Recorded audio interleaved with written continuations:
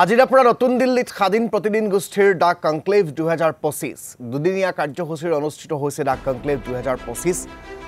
নতুন দিল্লীৰ হোটেল অশোকত অনুষ্ঠিত এই কনক্লেভৰ শুভ উদ্বোধন কৰিব আধ্যাত্মিক গুৰু শ্ৰী শ্ৰী ৰবি শংকৰে ৰাষ্ট্ৰীয় প্ৰেক্ষাপটত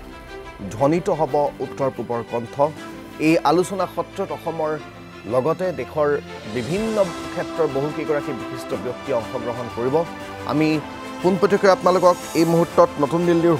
হোটেল অশোকলৈ লৈ যাব বিচাৰিছোঁ য'ৰ পৰা সংযুক্ত হৈছে আমাৰ নতুন দিল্লীৰ ব্যুৰ' প্ৰাঞ্জল প্ৰতিম দাস প্ৰাঞ্জল আমাক পৰিৱেশটো দেখুৱাওক কেনেকুৱা ধৰণৰ আয়োজন সেয়া আমাক জনাওক আৰু কেই বজাৰ পৰা এই কাৰ্যসূচী আৰম্ভ হ'ব গোটেই পৰিৱেশটো মই আপোনাৰ জৰিয়তে প্ৰতিদিন টাইমৰ প্ৰতিগৰাকী দৰ্শকক দেখুৱাবৰ বাবে অনুৰোধ জনাইছোঁ হয় ৰাজদীপ এই মুহূৰ্তত ইতিমধ্যে প্ৰস্তুতি প্ৰায় সম্পূৰ্ণ হৈ উঠিছে আৰু কিছু সময় পিছতেই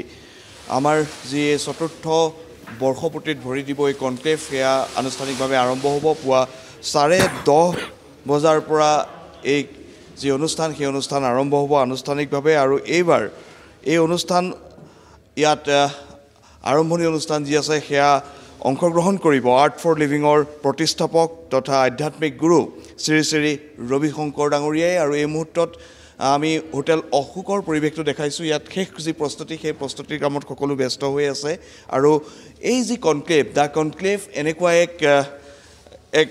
অনুষ্ঠান যি অনুষ্ঠানত অসম তথা উত্তৰ পূৰ্বাঞ্চলৰ যিখিনি বিষয় আছে যিখিনি সম্পদ আছে যিখিনি সম্ভাৱনা আছে যিখিনি সমস্যা আছে আটাইখিনি দিল্লীৰ ওচৰলৈ লৈ অহা হয় সেই উদ্দেশ্যৰে স্বাধীন প্ৰতিদিন গোষ্ঠীয়ে দ্য কনক্লেভ এই যি অনুষ্ঠান এই অনুষ্ঠানৰ আয়োজন কৰিছিলে ইতিমধ্যে এই অনুষ্ঠানত বহুখিনি বিশিষ্ট ব্যক্তিয়ে দেশৰ উপৰাষ্ট্ৰপতিৰ পৰা আৰম্ভ কৰি বিৰোধী দলপতিৰ পৰা আৰম্ভ কৰি ইয়াত সকলো শীৰ্ষ নেতাই ইয়াত অংশগ্ৰহণ কৰিছে ইয়াৰ পূৰ্বৰ যিসমূহ সংস্কৰণ আছিলে আৰু এইবাৰ সংস্কৰণত মই পুনৰবাৰ কৈছোঁ যে আজি পুৱা যি আৰম্ভণিৰ অনুষ্ঠান সেয়া আৰম্ভ কৰিব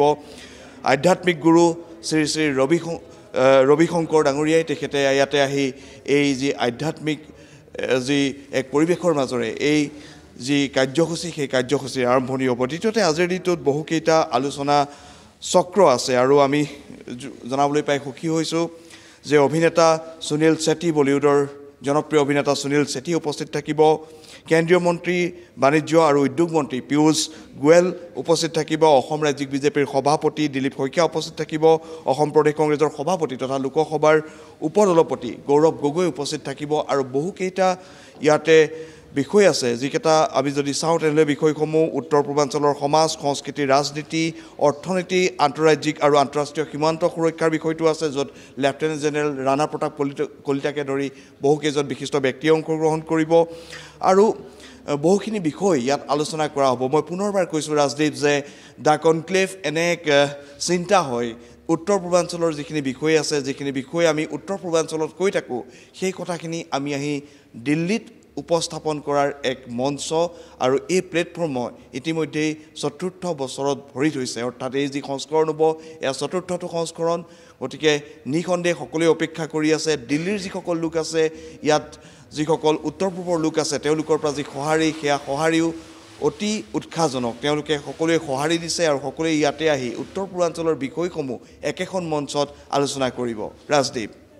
ধন্যবাদ জ্ঞাপন কৰিছোঁ প্ৰাঞ্জল আমাক পোনপটীয়াকৈ দ্য কনক্লেভৰ পৰিৱেশ দেখুওৱাৰ বাবে